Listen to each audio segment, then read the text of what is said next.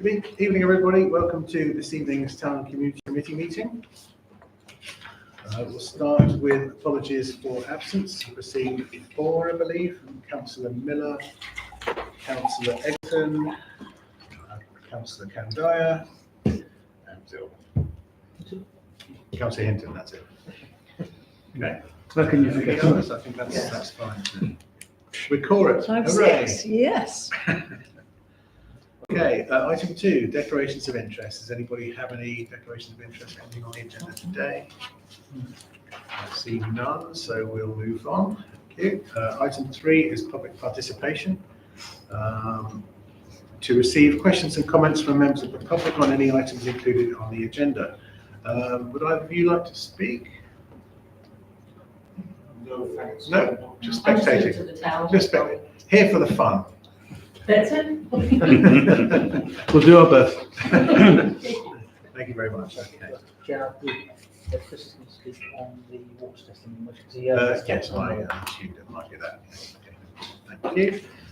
So, item 4 then, minutes. We'll take these in turn. So first, to approve the minutes of the Town Community Committee meeting held on the 22nd of October 2024. Any comments, corrections? Proposed to accept. Okay. All those in favour? Thank you. Okay. 2 is to approve the minutes of the event subcommittee meeting held on the 5th of November. Any comments or corrections? It's like is the date of the next meeting. I thought I'd ask for it to be on a different date than the next full council, but otherwise, all fine. Okay. Fair enough. Any other comments? Okay. All those in favour? Thank you. And then lastly, little 3 is to approve the notes of the Henley and Bloom subcommittee meeting held on the 7th of November. Any comments? Does anybody else have a comment? All in favour? Thank you very much. It's approved. Item 5, water testing. Here we are already. Report on page 17 to 20. That's correct. So I was lucky enough to attend this meeting. It seems a bit late.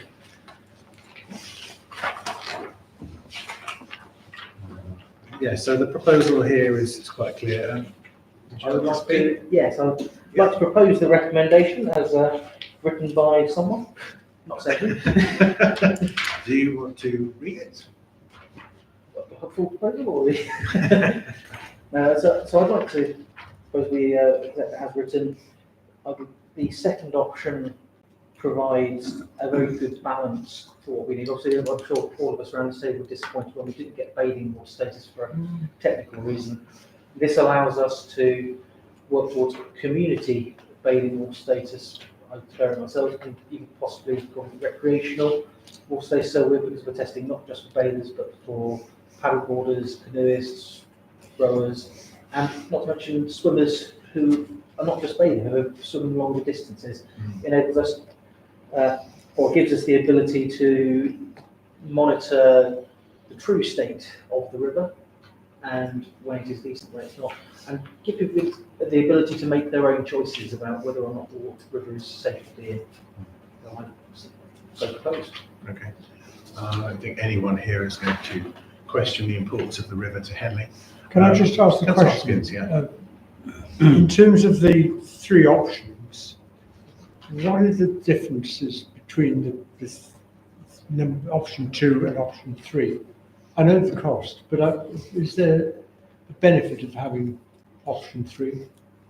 The benefit is you'd have a more there's a third method of testing from Melendon Tech, which gives a much more immediate result, but it isn't yet accepted as an industry standard device.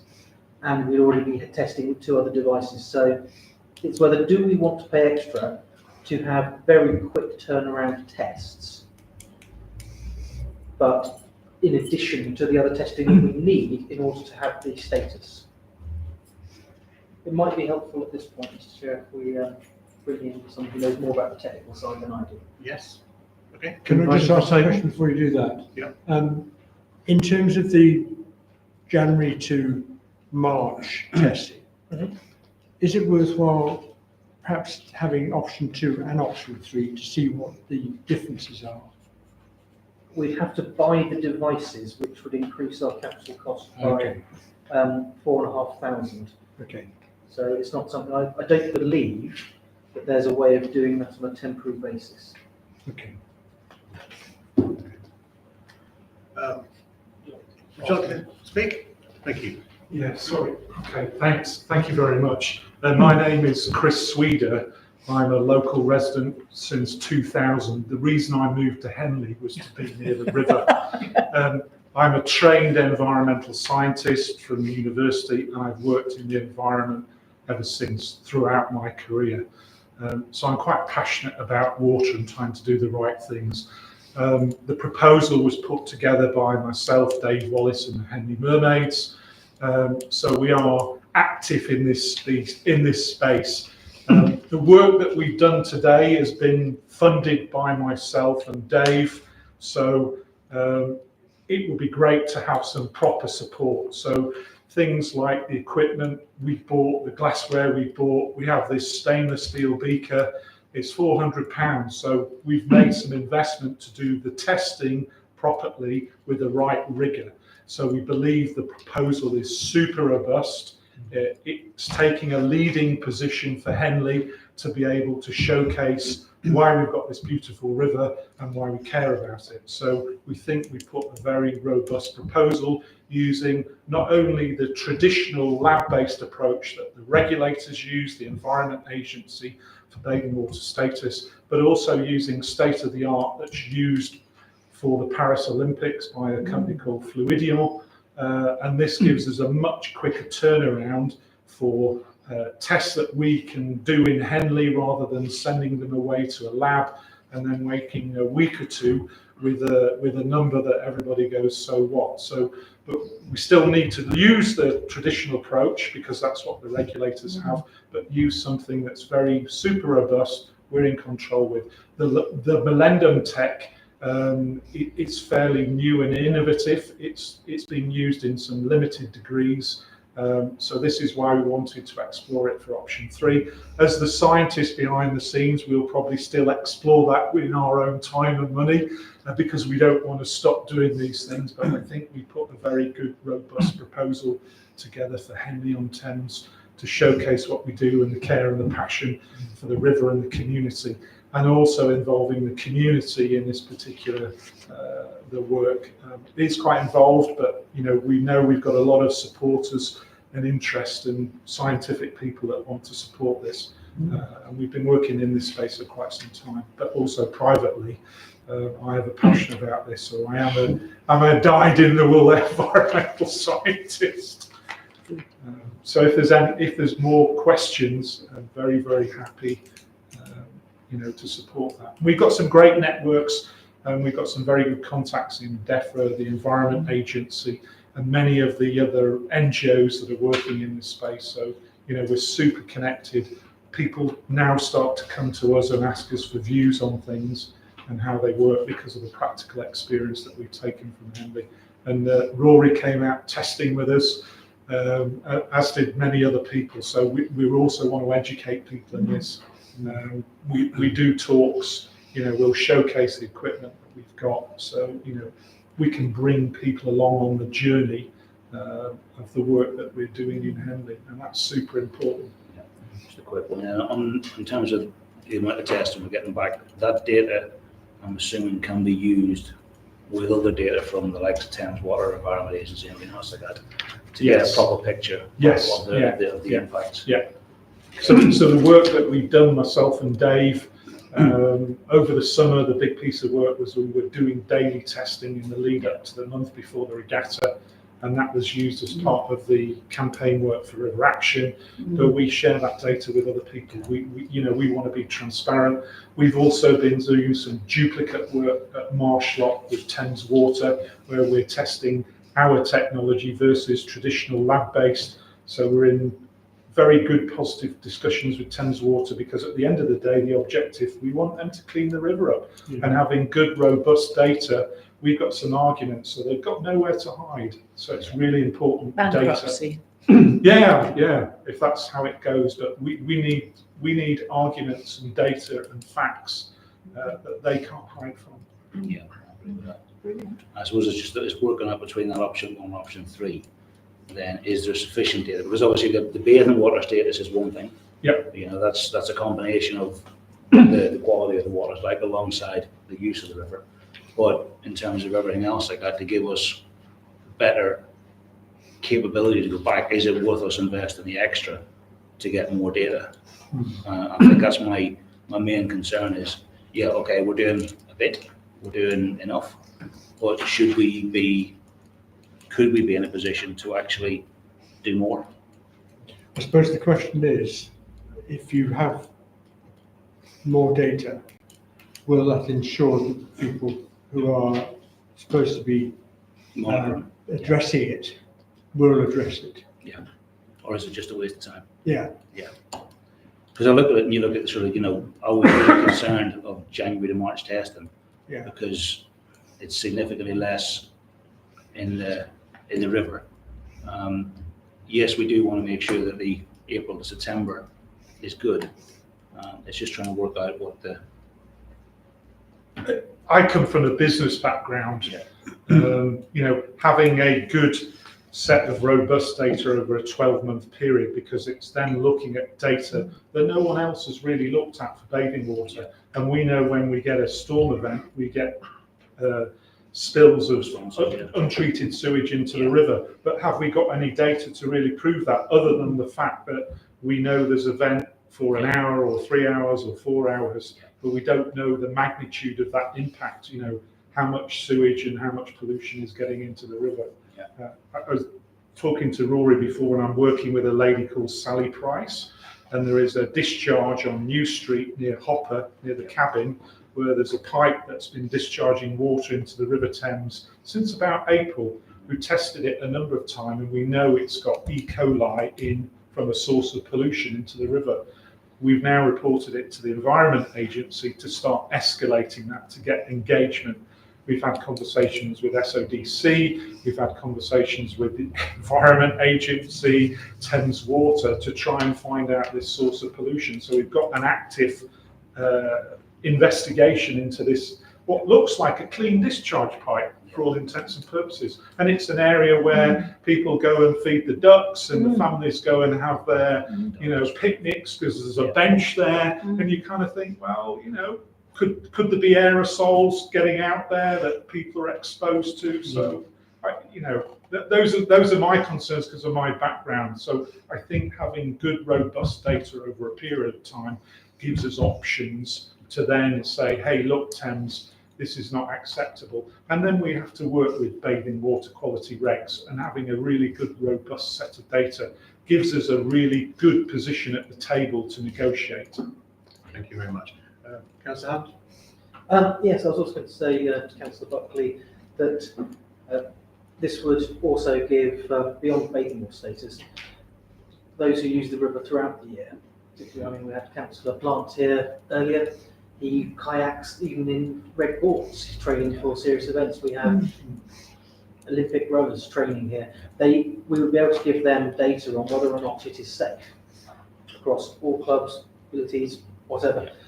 So that's one of the main differences between option 1 and option 2, and also option 3. Option 2 and option 3 both give the same year-round comprehensibility. Option 1 is effectively the minimum that we be required to meet just the bathing water status, and because it would only test in one site, it wouldn't give the comprehensive picture you need to know whether or not you can use the whole river. And if we had option 3, we would have 3 spots. You would have 2 devices, No, Fluidian and Four 1. spots, 4 spots. 4 sampling spots, but we would use this new novel tech. Best way of describing it is, just to give you an appreciation, this is another piece of low tech, but it's essentially what you would know in a lab as an agar plate where you grow bacteria on. So the Melandin tech has got some more sophisticated ways of taking the bacteria and testing them much quicker, but you then have to put it in quite a sophisticated piece of electronic analyzer to do the quick assessment. But that, if we bought the devices for that, then that could be used next year and the year after. And we're then in a better position going forward. And if I'm looking at that and saying, we've got annual cost of 6.2 versus 10.7 for an extra £4,000 to be in a better The position. difference is, do we want, okay, so I think the difference, and you may correct me here, Chris, I believe it's about 24 hours to get a result for a Fluidium. Mhm. It would be very, very swift to get a Millennium Tech, but we do need the Fluidium on top of. Yeah, in order to I do it. yeah, I So don't it's- doubt that. It's trying to work out, is the addition of a number of extra sites going to give us better data? And therefore, is The there, proposal said that the Millennium Tech would be Same tested at the same Same site. sites, yeah, It same wouldn't be a sites. technical site. okay, so Because it'll be we've additional almost got to test the same amount, the same sample of water. sites. Okay. Mm. Yeah, so just again, I bought a piece of kit. Sorry to that drag we this out. use. Yeah. It's very portable, lives in the back kitchen. Yeah. So this is the piece in option 2 called the Alert 1. Okay. Okay, thank you very much, Chris. Does anybody else have a question for Chris? No. Okay, Go on with this for- Okay. Thank you very much for your time, really Oh, appreciate it. thank you. Right, Councillor Reisman. Well, I just wanted to round it up a little by pointing out that concern across the community, not just Henley, but across the country, that the state of our waterways is almost universally and consensually felt to be a serious matter. And I've yet to come across anyone who is happy and satisfied that our waterways are being looked after properly. There was the representative from Thames Water who almost said you've never had it so. I was coming on to that, but you've stolen my thunder there. No, Because the state of our waters is disgraceful, and it's not just about bathing, which is important. It's not just about rowers. It's not about people use it recreationally. The whole of our environment is being degraded, and the state of our waterways has become scandalous. And the fault lies with water companies. It lies with the Environment Agency. It lies in the regulator, in Ofwat. And this council has expressed its clear view that it has no confidence in Thames Water, and it has expressed a motion of censure against the Environment Agency. And it's very difficult for us to make more clear arguments and show leadership. And as the Mayor's just pointed out, when he met with representatives from Thames Water recently, they claimed that the water in the Thames was cleaner than it's ever been, which was certainly something that absolutely incensed the Mayor, and it is a ludicrous state of affairs that we should have to live in, that Thames Water's figures and the regulatory bodies cannot be trusted. And that's why it's not our responsibility to either do these measurements or to fund them, nor is it members of the public who should have to spend their time and skills and money funding it. But this council frequently steps in where other organisations have failed to provide the service on, and I think it's very important that we do this and we provide. People talk about data and facts, and that's what we have to continue to make clear, and we have to rebut Thames Water's ludicrous claims that the river is cleaner than it's ever been. And so I fully support this. I think option 2 is the best, most balanced proposal between spending money, which I think we definitely should do. There's a real benefit here to residents of Henley and more widely. But I think option 3 is slightly more than is necessary, and so we should go with option 2. And we can review in a year's time when perhaps the option 3, the modern technology has matured perhaps and got cheaper. So I'm fully supportive of the recommendation here, and I very much hope that people are listening and realising that we have a serious problem here that we have to do something about quickly, or our environment will just get worse and worse. Thank you very much. Anybody else like to speak? And Councillor Helms, Mr. Mayor, would you like to sum up? I think Councillor Ross has done an excellent job summing up there. Agree with all of his comments. This council has led on many things before. I hope that we are not the last council to do this, should you all vote in favour. And hopefully this will help give us the evidence we need to get the river cleaned up and protect our citizens. Okay. All those in favour? Thank you. And we should thank those who've been, helped us to Absolutely. formulate this proposal, done the work and lead up to this. And thank you for your continuing support of this important issue. Yes, thank you very much, Chris. Cheers. Thank you. Right, so we are now on to item 6, which is the communications manager update. Highlights I noticed were the Adventure Golf has now moved to its winter hours. The new website is ready, but the main hiccup is delaying its launch. And our followers on social media appear to be creeping up gently, so that's quite good.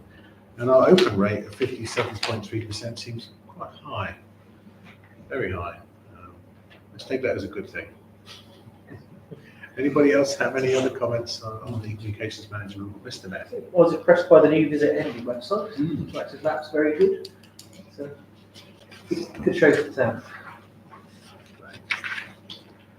Any other comments? Right, then we will move on to item 7, which is the town centre manager update. And a few highlights here as well. Our retail vacancy rate is 5%. I did a quick search, depending on what figures you want to take.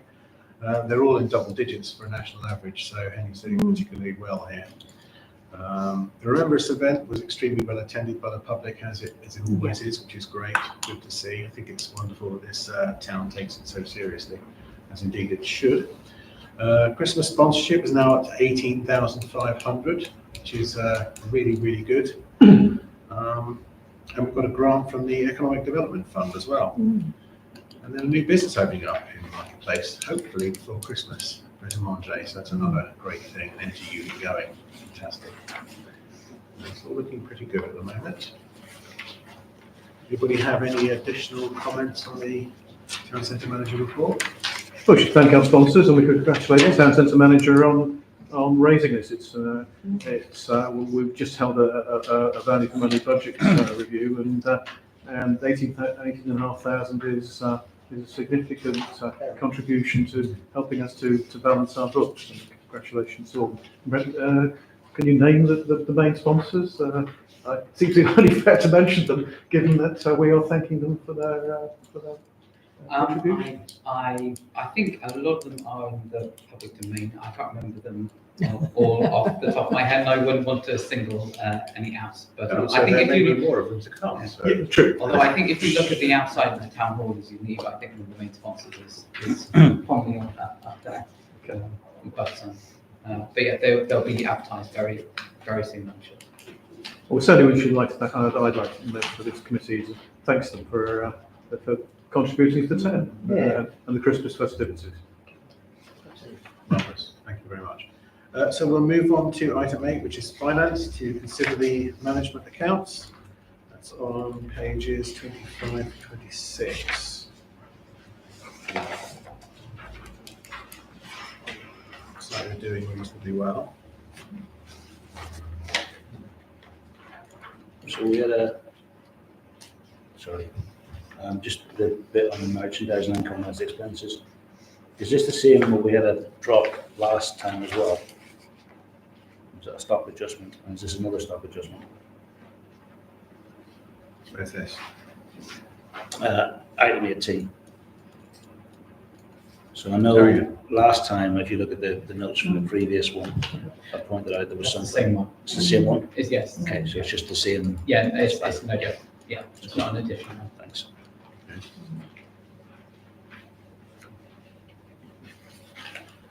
Good.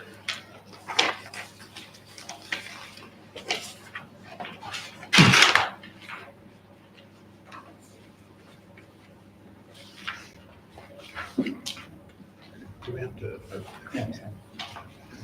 Okay, any other comments on the management accounts? Okay, seeing none, so we'll move on to item 9, which is the budget. On page 27. Could I just point out a typo? Yes. Additional 5K proposed for the 8th anniversary of the day, if only. And I believe it's not just for VE Day, unfortunately, but it's to cover. VJ Day, Yes, it's to yeah. cover multiple additional events, primarily VE Day. Primarily VE Day, thank you. I believe the wording that has been changed in the latest version, which was issued since Yes, the agenda. because someone did raise the query. It's, there was 5, this 5's been added, and then the 2.5 has been added. That's correct, isn't it? Yeah, okay.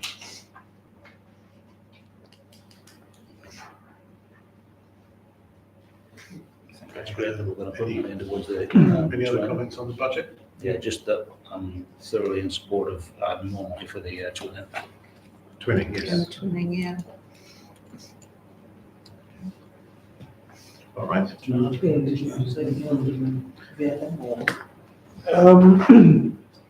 Well, yes, as I pointed, as I mentioned earlier, we have just held a value for money meeting, and we are still looking to improve the financial position to keep the council tax rise to inflation, and we're also looking to try and increase the way that our reserves are being replenished, which has been one of the council's objectives. We reviewed that as part of the 5-year plan. So we are looking to increase the prices on Moor Meadows parking, and recommendations will be made. Also the moorings and the other areas, and we're going to talk to the town centre, or the town clerk will talk to the town centre manager about the economic development budget and whether, and ask for a more detailed plan to see if that money is actually going to be used, or whether or not we can reduce that in order to keep our spending under control. So a new and final draft budget will go to finance in a couple of weeks, and thereafter to full council for final approval on the 7th of January. It's perhaps worth mentioning that one of the problems that the committee was facing was the fact that in the budget the Chancellor increased national insurance contributions for employers. Town Council is an employer. It's also clearly a public sector body, but the exemption of public sector bodies by the Chancellor from national insurance contributions does not apply to parish councils because we don't receive government money. So in one sense we're being punished twice over. Once we don't get government money, and secondly we have to pay Take some from us. the increase in national insurance contributions, and we expect over the next financial year that's cost us £25,000, which is quite a lot of money, and we have to be careful to make sure that that's taken into account. And the figures in this draft budget do include that change. They do, okay. And yes, any contractors, as Councillor Hosty pointed out, any contractors that we employ will also have their increased costs. So yes, we're operating against a bit of a headwind in that respect. But in other respects, the council's finances are in good shape, as you can see here. Thank you. Any other comments on the budget before we move on? See none. So let's move on to item 10, which is progress.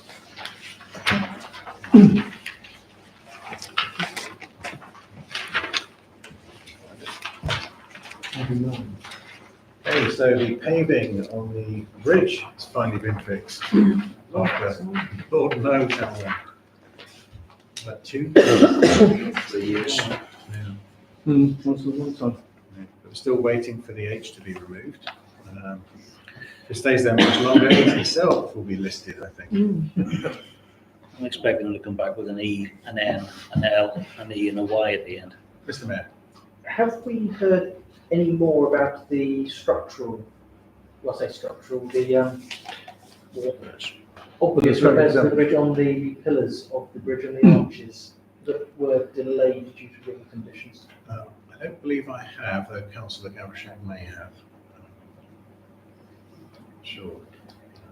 Can't imagine the river conditions getting any better for the next. Well, they're actually not bad at the moment. But it'd just be nice to know that it's not Yeah. been forgotten. Yeah. Perhaps it's been booked in for a time when we can expect it to be okay. Close the river off during the peak season. It says that the MP has been asked to put pressure on the Environment Agency. I believe he has now written to the Environment Agency, hasn't he? He With a has. letter, so we could. So maybe we can update that. And of course, the works on the bus shelter refurbishment is to start in December this month, in fact, or next month. Do you know how long that's likely to take? Do we know? I don't know. We're into the new year now. I don't know. Okay. Just Well, one anyway, it question. starts in December and, Just one question, the one on the ATM, is that still landlord approval in February? No update since February? sorry? The ATM one, Yeah. has there been no update since February? Okay. So there has been a lot of progress since February. So it is just awaiting that final landlord approval. Okay. But it hasn't been waiting for that since That's what I was February. wondering, that's my only thing, yeah, cool. Thank you. So has the landlord actually approved it now? I don't know if they have. No, Oh, okay. I was just concerned that we were waiting for approval since February, that's what I was wondering. Okay. Yeah. Right, okay.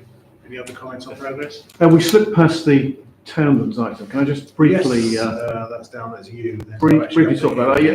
that? I was due to give a report to the administrator, and I failed to do that. But I will write a report and call a meeting of the town steering group, because there have been a couple of developments.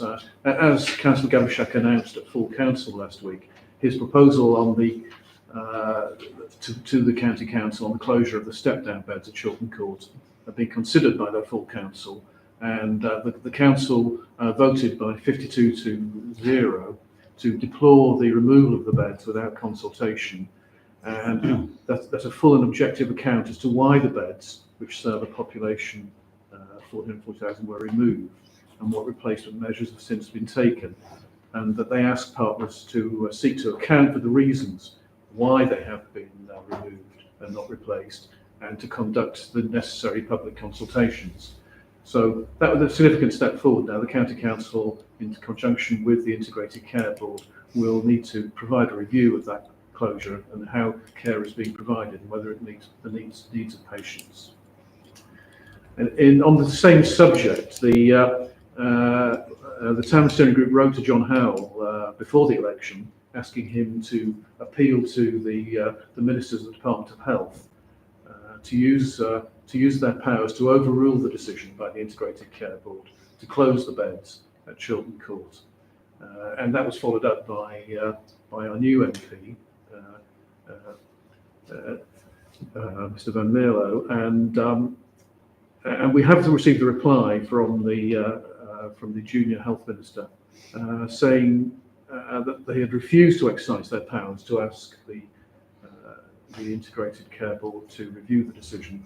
And the reasons were given that the closure is not of national or regional significance, that the NHS, Berkshire, Oxfordshire and Bucks Integrated Care Board and OCC are the organisations best placed to determine the needs of the local population, and that the Oxfordshire's Health and Overdue Scrutiny Committee have made recommendations to support the communication of this change.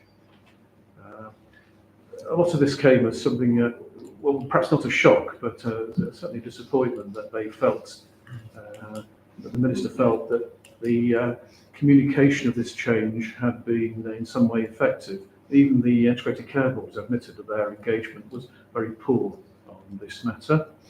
And it's something I've seen before, or for many years really, over the 20 years that I've been on the Town Steering Group, is that you talk to the local health managers who say they're following government policy.